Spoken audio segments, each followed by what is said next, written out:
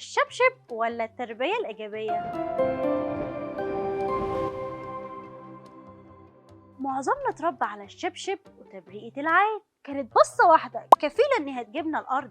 عين أمي وأمك كنت تحس إنها بتطلع أشعة تزرع الخوف جوانا علشان تسيطر علينا ونسمع الكلام. والغريبة إننا كنا بنسمع الكلام حتى ساعات لما كنا بنتضرب كل علقة وعلقة لما نعمل حاجة غلط كان الموضوع بيعدي والغلط اللي عملناه ما يتكررش تاني. ولما ماما تبص البصة نسمع الكلام عشان خايفين نتضرب تاني. دي تبرئة الأم. أما بقى بصة الأب كانت ممكن تخلينا نعيط من كتر الخوف والتقدير. وشبشب الأم كان سلاح عابر للقارات وبيجيبك في أي مكان وأي حتة، بيخترق البيبان والسفرة والأكل والغسيل علشان يرشق في دماغك على طول. احنا اتربينا على كده كلنا وكبرنا ومعظمنا ما عندوش عقد وما عندوش مشاكل والدنيا حلوة معاه، بيحب أبوه وأمه وما يستحملش عليهم الهوى. النهاردة بقى طلع لنا في التربية الإيجابية المبدأ الأساسي فيها هو الاعتماد على المهارات زي الفاعلية في العلاقات والتأثير في الحياة والقدرة على التحكم في النفس وفهم المشاعر الشخصية وتنمية المشاعر الإيجابية وتنحية المشاعر السلبية عند الطفل. والتربية الإيجابية بتمنع الضرب تماما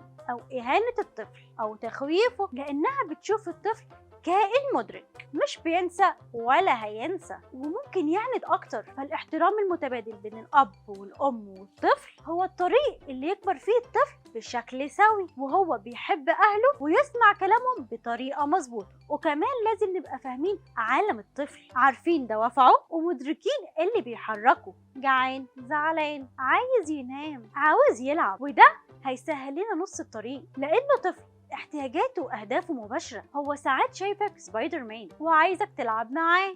يا أخي العب معاه ونمي خياله واتبسط انت كمان. ولازم أي مشكلة للطفل نتعامل معاها باهتمام كأنه شخص كبير ونتكلم ونعبر له عن مشاعرنا لأنه ما بينساش. أهم حاجة في التربية الإيجابية إنه مفيش عقاب للطفل ولا توبيخ ولا ضرب. يعني لو وقع موبايلك أبو 50,000 جنيه وكسره 100 حتة ما نضربهوش ولا هنعاقبه، لأ هنفهمه عواقب فعله، انه مثلا مش هيتفرج على كرتون تاني ولا هيكلم تيتا فيديو كول ولا هنعرف نتصور سوا سيلفي لحد ما هيبقى مدرك. في ناس بقى شايفة ان التربية الإيجابية دي ضحك على الدقون واي كلام، وان لو قلت للطفل على العواقب هياخد العواقب على الموبايل من على الارض وهيرميهم في وشه. وناس تانية شايفة ان الشبشب مفيش احلى منه ونتيجته سحرية وما بتاخدش 3 ثواني. انتوا ايه رأيكم؟ قولولي في الكومنتات. انا نرمين لطفي وده بيتك ومطرحك.